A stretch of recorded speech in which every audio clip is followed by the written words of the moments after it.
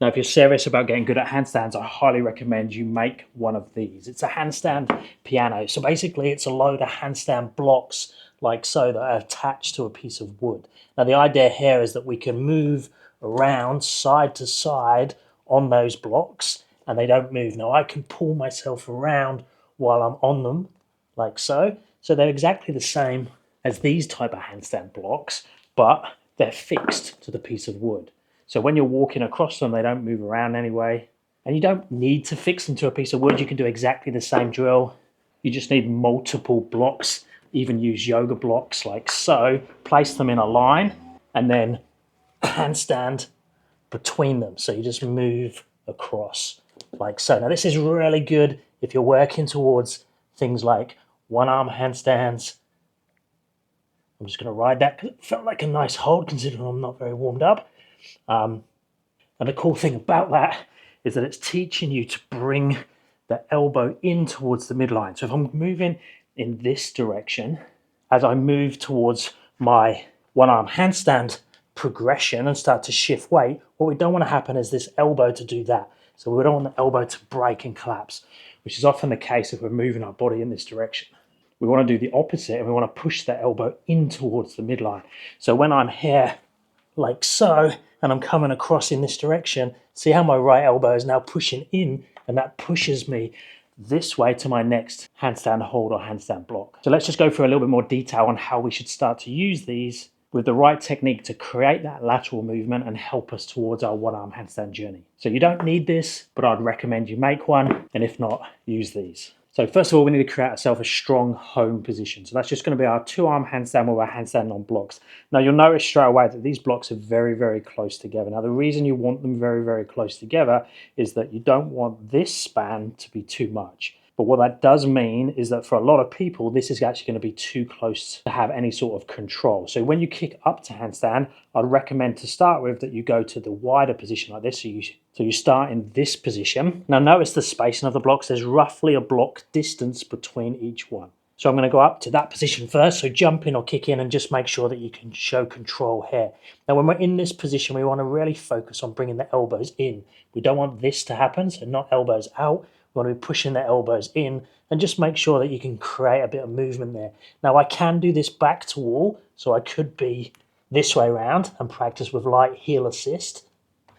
Or you could go chest to wall and go light toe assist. It just depends how far you are with your balance journey. And then all I'm going to do once I've created that very strong balance position is I'm going to open to straddle. So that's going to be easier for most people. I'm going to look at the right hand and then I'm going to shift over to one side. So I'm shifting weight in that direction, which makes this left hand to become a little bit lighter. So as I shift across like this, I'm pushing the elbow in and then I'm just going to see if I can do that to this block. Now I'm going to keep pushing in and I'm going to see if I can get back to this block. So it'll look like this. So start in that happier position, so wider apart, straddle to make the body one segment and easier to go into this side flag type movement. I'm going to look at the right hand, flag across, shift weight, try and keep that elbow in towards the midline, try and get to there, try and keep it pushed in and see if I can get back again. So it's just basically doing this, bringing that in and back out. Like so. Then do exactly the same, but in the opposite direction. So I just showed you my dominant side. This one's not going to look so pretty, but I can still do it. And once I have that down on both sides, I'm going to start now over in this position. Now I'm going to attempt to go up into a handstand with the hands close together, just see if you can make it. So ideally, we would go up, hold the handstand here with control. If you can't do that, then we can just start in this position here. We'll have to transfer across to there, and now we can start the movement like so. So what I've done there, I repeated the steps that we've done when we were using these 3 blocks, but now I've done them on the end one. I'm pushing the elbow and shoulder in, my weight's in this hand, and then I push to this side. Now when I get here, I want to move this right hand to here.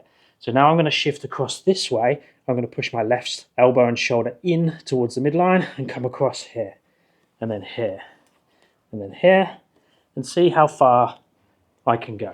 Now, because I'm moving in this direction, it is right arm dominant. Right side is my dominant side. This is a better one to start with for me, and it's one that I'm going to demo on because my technique is going to be better on my dominant side. So, kicking up on here, straddle, look at the right hand, transfer weight over, The same on the left, same on the right, same on the left, same on the right. Just try and repeat the pattern all the way along.